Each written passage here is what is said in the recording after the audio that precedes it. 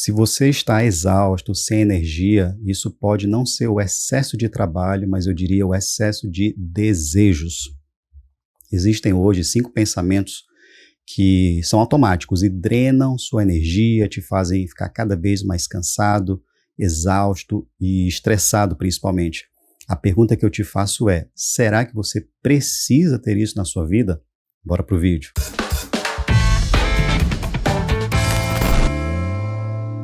Eu lembro que eu sempre gostei de carros, principalmente da marca Toyota. E antigamente, toda vez que a gente estava numa roda de discussão e alguém dizia, não, a marca tal é melhor, cara, eu ficava pé da vida. E, claro, com tudo isso, argumentos e cada vez mais intensos, mudança de postura, coração acelerado. E, por vezes, essa discussão, que nunca chegou em canto nenhum, ela perdurava por dias.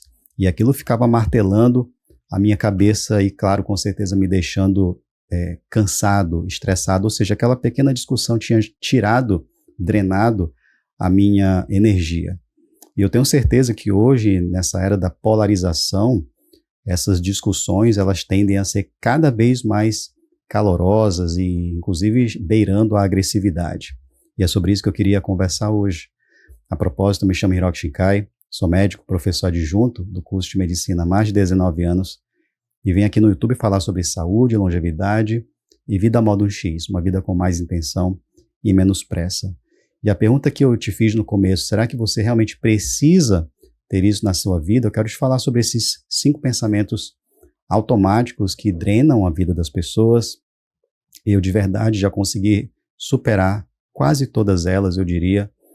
Leva um tempo, porque não são pensamentos fáceis de você tirar do automático, mas quando você tem uma vida intencional e sem pressa, você consegue agora, de forma gradual e modulando esses pensamentos. Então vamos lá. Pensamento número 1, automático número 1, que drena a tua energia. Querer ter razão.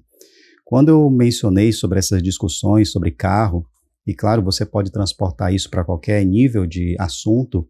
Quando eu digo que hoje realmente o mundo está polarizado e parece estar mesmo, eu me refiro a questões da política, religião e religiosidade, esportes, principalmente no futebol.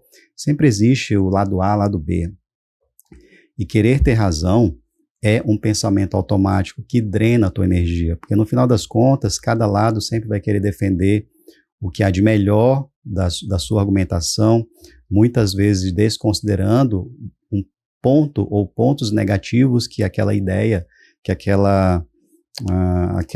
pensamento tem. E isso começa desde pequenas coisas. Agora há pouco, antes de gravar esse vídeo, eu estava conversando com meu filho e ele costuma deixar coisas, muitas vezes jogadas, ou seja, não organizadas. E eu falei, filho, coloque esse teu brinquedo aqui no lugar, porque aqui no banheiro não é local de você deixar brinquedo. E aí ele pega o brinquedo e desloca um pouquinho só, sabe? Ou seja, ele quer testar o meu argumento. E claro que antes, o que eu diria, né? Eu diria assim, filho, você está brincando comigo, né? Eu te disse que não era para tirar aqui desse local específico, que é uma barra lá que eu faço barra, né? E ele tirou de lá, aí ele argumenta, não, papai, você disse que não era para deixar na barra, então eu deixei aqui em cima da cadeira. E, bom, hoje eu vejo que, na verdade, isso é uma luta por querer ter razão, né? Meu filho ainda é criança, então ele ainda não entende muito desses aspectos, desses pensamentos automáticos. Claro que ao longo da vida eu quero muito poder ensiná-lo para não sofrer coisas que eu sofri ao longo dessa vida. De qualquer forma, a minha estratégia foi simplesmente, filho, então tire do quarto. Então eu só mudei a argumentação, né? Ou seja, na verdade eu não quero ter razão, eu só quero que a gente deixa o nosso ambiente organizado. Mas, de qualquer forma, vou te trazer para um cenário mais amplo. Um dos grandes erros que, por exemplo, na medicina eu vejo dos colegas médicos é que eles querem ter razão frente à opinião dos pacientes. Então, muitas vezes o paciente argumenta assim, doutor, mas eu não acredito que eu tenho que tirar o açúcar para controlar meu diabetes. E aí vira uma guerra ali de argumentação, né? Não, mas a ciência diz que é assim, tem que ser assim. É óbvio que hoje a gente sabe que algumas premissas são verdadeiras. Então, quem tem diabetes, obviamente que evitar o açúcar passa a ser uma abordagem estratégica, mas o que eu estou querendo dizer é a necessidade de querer ter razão, porque isso não me faz chegar mais perto do meu objetivo central, que é ajudar as pessoas. Portanto, querer ter razão, eu diria que é um freio no progresso. Eu diria que é você querer andar em alta velocidade na primeira marcha, não dá. Então, hoje em dia, quando começa a haver inicialmente um conflito, e conflitos sempre vão existir, correto? Não quer dizer que a gente vai, ao superar o desejo de ter razão, você consiga anular todos os possíveis conflitos, porque diariamente você vai passar por conflitos no seu trabalho, na sua vida familiar. Às vezes eu conversando com a minha esposa, ela tem uma ideia, eu tenho uma outra ideia. Então hoje eu já não luto por querer ter razão e defender a minha ideia. Eu simplesmente penso e reflito, será que existe então um caminho do meio que a gente possa seguir? Já que você tem um posicionamento, eu tenho outro, será que então a gente pode escolher um que seja um pouco do que você pensa e um pouco do que eu penso? Isso talvez seja uma forma mais coerente de você seguir em frente, ao invés de querer defender o seu posicionamento. Então esse é um desejo que drena energia. Se você quer ter uma vida mais tranquila, com mais paz, solte esse peso, né? Vou chamar de peso a partir de agora, tá? Solte um desses 5 pesos. Inclusive, coloca nos comentários, se um desses pesos fizer muito sentido na sua vida, coloca aí nos comentários para entender qual é que está te puxando para trás com muita força. Então, primeiro pensamento automático, primeiro peso na sua vida que você não precisa ter é razão. Não precisa ter razão. Vamos para o segundo peso. Você não precisa querer ter controle sobre tudo na sua vida. E essa era uma das coisas que me fazia muito sofrer no passado. Ou seja, claro que você, ao almejar algo, ao projetar uma meta na tua frente, você quer que ela dê certo. Isso é natural do ser humano, querer que as coisas deem certo. Mas depois que eu comecei a ter acesso à leitura estoica, essa filosofia que eu acho bem interessante, eu percebi que existem muitas coisas pelas quais nós não temos o controle, porque isso está sobre o domínio da natureza, vou chamar assim, tá? Para não, se você acredita em Deus, se você acredita no universo, eu acredito em Deus. Então, se você não acredita, entenda que a força do universo, enfim, ela molda certas situações, certos cenários pelas quais você não tem esse controle. E não só controle sobre fatos, sobre situações, sobre resultados, mas controle sobre pessoas. Então, muitas vezes, mais uma vez, eu vou sempre colocar o exemplo da minha prática médica, porque me parece que ao resolver esses pensamentos automáticos, a minha performance como médico melhorou bastante, inclusive. Então, vamos pensar da seguinte forma: eu não tenho controle sobre o que o meu paciente vai decidir fazer. Eu não tenho controle sobre como ele vai adotar as medidas comportamentais que podem melhorar a saúde. E que por esse motivo, eu não preciso agora ter expectativa em relação àquilo. Porque quando ele me retorna e diz assim, doutor, olha, eu não fiz a dieta, eu digo, tá tudo bem. Porque é algo pela qual eu não consigo esperar. Agora, obviamente que eu não posso também negligenciar. E dessa forma, eu continuo sempre explicando aquilo que o paciente talvez ainda não conseguiu compreender para que ele tome um rumo diferente, para que as decisões e as mudanças no seu comportamento o guiem para uma outra rota de vida, que é o da saúde e não o da doença. A gente vê isso muito também em convivência a dois, né? Ou seja, casal. Você quer ter o controle sobre o que a outra pessoa vai fazer, o que a outra pessoa pensa. Ah, mas eu queria que ele fosse assim. Recentemente estava no ambulatório de geriatria e uma idosa, ela teve alguns trechos do seu discurso que me chamaram muito a atenção, do tipo assim, doutor, a minha vida é muito sofrida porque eu criei esta menina, e apontava para sua neta, eu criei esta menina para que ela cuidasse de mim hoje, só que ela não cuida de mim. Ela trabalha na noite, na música e tudo mais. E eu pensei assim, meu Deus, então ela projetou o seu futuro e colocou toda a responsabilidade na mão de outra pessoa, achando que ela teria este controle na sua própria vida. Controle não só sobre uma outra pessoa, mas sobre o seu contexto de vida. E, obviamente, que esse é um plano que está fadado ao fracasso. Porque, como eu disse, esse é um peso na qual você não precisa ter. É o controle sobre as coisas. E aí isso me faz relembrar uma frase que é bem interessante, eu não sei exatamente se foi Marco Aurélio que cita, enfim. Mas é dizer que você sempre deve esperar o melhor das coisas. Então, digamos, eu tenho um grande projeto atualmente que está em andamento. Então, eu espero que ele seja 100% sucesso. Então, eu espero o melhor. Mas, por outro lado, eu já me preparo para o pior. Por quê? Porque eu não tenho controle sobre o resultado. O resultado é apenas uma consequência. Então, eu venho fazendo para que dê certo. Ou seja, eu espero o melhor. Mas, ao mesmo tempo, já me preparo para o pior. E se não der certo? E a terceira linha, né, desse raciocínio estoico é: e aceito o que vier.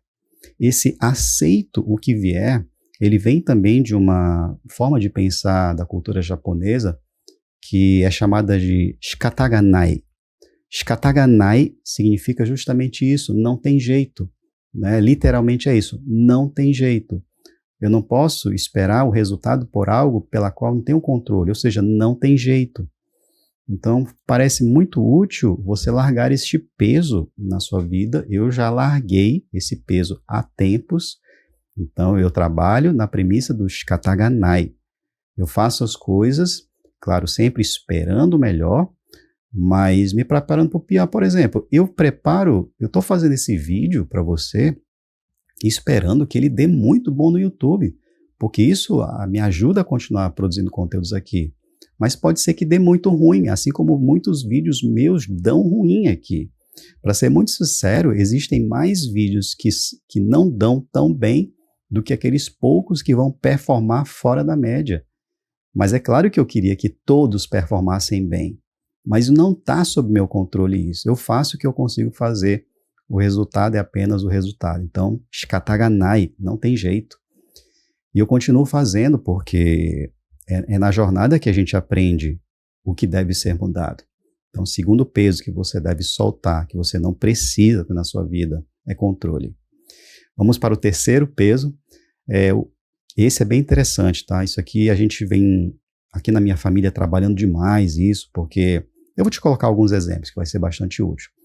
Terceira coisa que você não precisa ter na sua vida é esperar algo em troca, certo? Parece meio parecido com controle, mas não é bem assim. Esperar algo em troca, ou seja, você faz uma coisa por alguém, ou por um contexto, ou por uma situação, mas você espera algo em troca. E isso é uma coisa que gera muita frustração, estresse, drena a tua energia. E eu vou te falar que eu aprendi isso na infância, ou seja, na minha família, não sei se de forma oculta ou explícita, mas o fato é que eu aprendi é que você sempre deve esperar algo em troca. Foi isso que eu aprendi. E mal sabia eu que era um grande peso na minha vida, né? Esperar algo em troca. Então eu lembro demais que o meu pai dizia assim, né? Ele é falecido, mas quando eu tinha por volta dos meus 12 anos, eu falava assim, eu tenho um aniversário de um amigo para ir. Ele falava assim, olha, então tu compra um presente de mais ou menos tanto. Aí eu dizia assim, mas por quê? Não, porque é geralmente isso que você vai consumir lá, de alimento, não sei o quê, então você dá algo porque você vai receber algo em troca. Então, claro, né, não estou dizendo que isso foi ensinado de forma errada para mim, mas eu diria que hoje eu ensino de uma forma diferente para os meus filhos, porque essa questão do dar não tem a ver com esperar. Você dar alguma coisa em função de você simplesmente querer dar. Eu faço conteúdos aqui, claro, eu queria poder receber um bom resultado, mas como eu disse antes, né, shikataganai. Então, eu só faço conteúdo. Se der bom, beleza. Se não der bom, também não tem problema. E esse é um grande desafio aqui em casa, porque às vezes fica aquela briguinha, né, entre os irmãos, assim, mas eu fiz, agora é a sua vez. E aí eu uso um grande princípio que talvez você possa, inclusive, adotar na sua família, no seu trabalho, num círculo de pessoas que merecem o teu respeito, tua atenção, que é o princípio dos três mosqueteiros. Então, D'Artagnan, é D'Artagnan? Não me lembro mais. Ele dizia, né, um por todos e todos por um. Isso me parece ser bastante sensato quando a gente pensa nessa premissa do não querer nada em troca. Claro que, vou até abrir um parêntese aqui, quando você procura um emprego, quando você é empregado de uma instituição, de uma empresa, é claro que você espera algo em troca, que é o salário. Mas o que eu estou querendo dizer é assim, que nesse ambiente você não pode pensar pequeno da seguinte forma: eu só entrego aquilo pela qual fui pago. Esse é um pensamento muito medíocre, de você só entregar aquilo que te foi contratado. E isso é justamente esse peso que o indivíduo carrega na vida, ou seja, é sempre querer algo em troca. Se eu fizer a mais, eu quero algo a mais por ter feito isso. Então, voltando para cá, né, esse parênteses só para ampliar um pouco a minha explicação, porque talvez não fique tão claro ainda para você. Então, existe essa pequena briguinha aqui em casa de, eu fiz, você não fez, abri o portão, eu abri, tua vez de abrir o portão. Então, a minha premissa básica, o meu princípio geral é um por todos e todos por um. E eu coloco esses exemplos, né, de quando eu faço alguma coisa, eu não quero nem sequer um obrigado. É óbvio que a gente ensina que a pessoa agradeça, porque na nossa cultura é uma questão de educação. Não que eu precise desse retorno, mas se ele vai num ambiente outro, talvez as pessoas esperem isso dela, né? Então a gente precisa também se adequar, não dá para a gente viver conforme nossos anseios de forma 100%, porque isso acaba afetando a cultura e a crença dos demais. Portanto, como eu disse, eu nem espero um obrigado, mas eu ensino que eles agradeçam por uma outra razão, não só pela questão cultural, mas pela transformação neurológica, né, da gratidão. Talvez eu faça um vídeo mais longo sobre isso, sobre os efeitos da gratidão na nossa saúde. Então, agradecer é por esse motivo, mas não porque eu espero que ele agradeça. Então, um por todos, todos por um, me ajuda a superar essa questão de querer ter algo em troca. A gente sempre faz porque precisa ser feito, a gente faz porque gosta de fazer aquilo, independente se tivesse um ganho ou não, você faria. Inclusive, eu tenho vários vídeos aqui no YouTube que elas estão no modo não listado. O que é que isso significa? Significa que o YouTube não me paga absolutamente nada por isso, né? E por que eu tenho esse vídeo? Porque ele é usado para contextos específicos, ou seja, é um vídeo neutro, vou dizer assim, tá? Então esse seria o terceiro peso que você não precisa mais ter na sua vida, que é querer sempre ter algo em troca, esse algo a mais. E antes de partir para o quarto peso, agora eu te peço aquele like. Aí você vai dizer, doutor, você quer algo em troca? Não, você dá o like se você quiser. Porque se eu dependesse só do like, talvez eu já tinha parado de fazer esse negócio aqui no YouTube. O teu like, claro, me ajuda a impulsionar a minha vontade e o desejo de continuar produzindo conteúdos aqui. Então, é por isso que eu te peço esse like. E tem a nossa área de membros também, chamada Fala Hero, que está crescendo gradativamente, as pessoas estão gostando de me acompanhar nas aventuras, estilo Modo 1x, do Hero, nos locais. E está chegando o final do ano, eu vou fazer como meus filhos gostam de chamar, né, uma mega viagem. Então, uma viagem mais longa, e normalmente tem muito conteúdo exclusivo para a área de membros, quando eu faço esse tipo de passeios, né? Então, fica o convite, vou deixar aqui, você clica no botão Seja Membro, é um valor simbólico, você vai adorar. Mas vamos então para o quarto peso. Esse, eu vou dizer, é um peso pesado. Eu vou te falar que esse talvez eu ainda não estou 100% resolvido, mas como eu sempre falo, quando você visualiza o problema, é mais fácil de resolver em comparação com aqueles que sequer conseguem enxergar o problema. Então vamos para o quarto peso, essa quarta coisa que você não precisa ter na sua vida, é querer zerar a caixa de entrada. Você está falando de e-mail, Dr. Hiroki? Também, mas essa é uma forma geral de dizer que tarefas são infinitas. Você jamais vai zerar a sua lista de tarefas, principalmente se você está numa fase altamente produtiva da sua vida, geralmente ali por volta dos 30, 45 anos, é uma fase altamente produtiva. Claro que não significa que antes nem depois você deixe de ser produtivo, não é isso que eu quero dizer. Mas eu quero dizer que se você está numa fase produtiva da sua vida, em termos de trabalho, de ocupação, tarefas são infinitas, você nunca vai acabar. E cada vez que você tenta adotar esse estilo que a gente vê muito propagar na internet, que você consegue zerar a caixa de entrada, você vai ficar estressado, isso vai drenar a sua energia. Então, eu já tenho comentado aqui que eu já desencanei de muita coisa. Por exemplo, e-mail, nem pensar, né? E-mail, eu acho que eu devo ter 10 mil e-mails não lidos. E tá tudo bem, porque isso não afeta boa parte do que importa na minha vida. Se eu vou pensar em WhatsApp, por exemplo, eu vou olhar, inclusive aqui ao vivo. Eu estou abrindo aqui meu WhatsApp, eu tenho aqui, sei lá, peraí que eu não enxergo, né? Mas ainda estou com esse problema aqui de não enxergar de perto, mas deixa eu ver aqui. Pronto. 165 mensagens não lidas no WhatsApp. E assim, tá tudo bem também, porque, como eu disse, se eu for tentar resolver tudo isso, primeiro que eu não resolvo. A cada resposta que eu der, provavelmente virá uma outra pergunta. Então, certa vez eu li num livro que a maioria dos problemas pequenos vão se resolvendo naturalmente, sem a minha intervenção. E é por esse motivo que eu tenho um protocolo de verificação de WhatsApp. Não vou falar disso agora, eu posso falar em um outro vídeo que eu estou pensando em fazer sobre como ter mais tempo na sua vida. Eu posso voltar a falar disso. Mas isso é querer zerar a caixa de entrada. Isso não torna a sua vida melhor, na verdade piora a sua vida.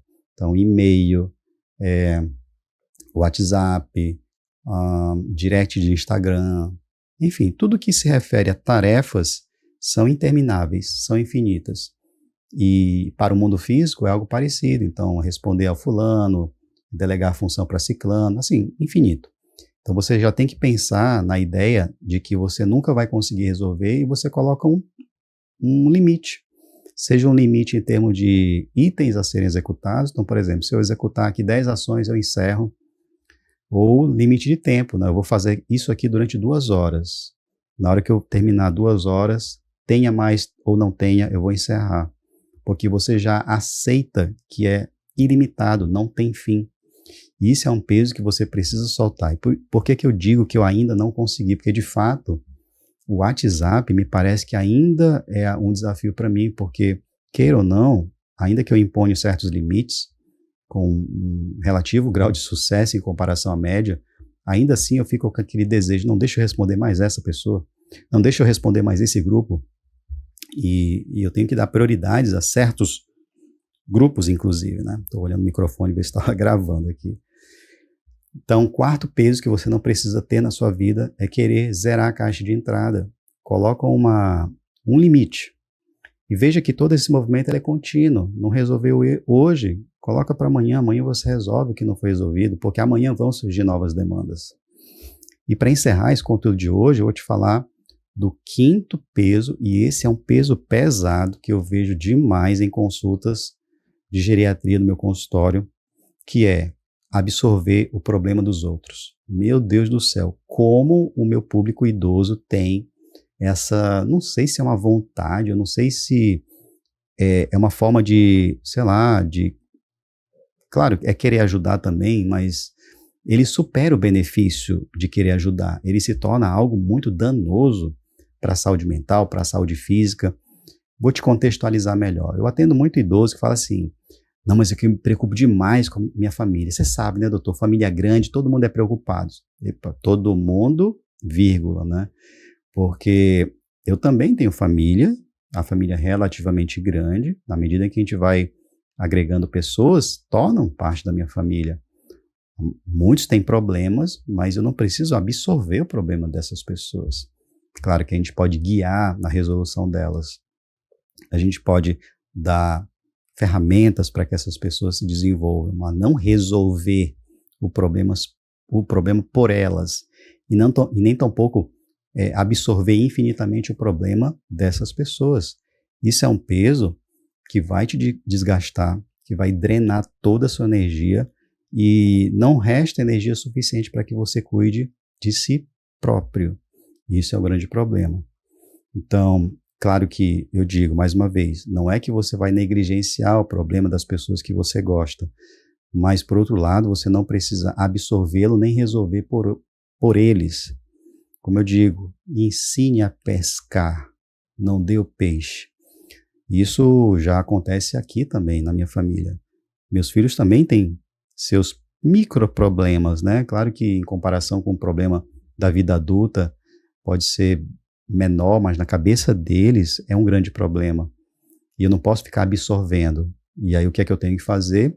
Eu ajudo eles a superar o próprio problema através de seus próprios esforços. Porque uma hora eu não vou estar mais aqui. E aí quando eu não estiver, quem que vai resolver? Então, esse é o quinto peso que você não precisa mais na sua vida, absorver o problema dos outros. Então, se você chegou até este ponto do vídeo, considere agora se inscrever nesse canal.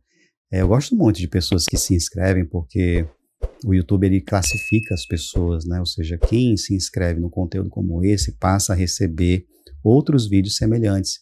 E quando você clica no sininho, e agora eu estou nessa vibe do sininho do Natal, né?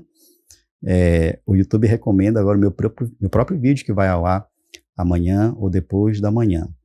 Eu vou te recomendar aqui 2 vídeos que vão aparecer na tela, você pode escolher qual que te agrada mais. E é isso. Eu vou finalizar te desejando sempre uma vida modo X, uma vida com mais intenção e menos pressa. Tchau.